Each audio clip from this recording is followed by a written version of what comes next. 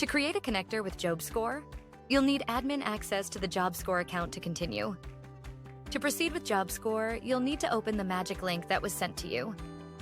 This will take you to a linking page.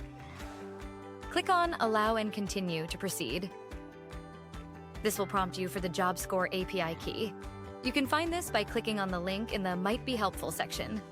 Alternatively, you can go to your JobScore dashboard, navigate to the API and integration section, and find the link to create the API key there. Once you click on this, a new page will open. Click on Add API Key, give it a suitable description, and an API key will be generated for you. Make sure to copy and save this API key in a secure location on your local machine for future reference.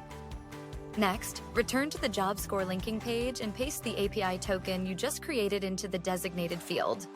Click on Connect to establish the connection. As you can see, the connection has been successfully established.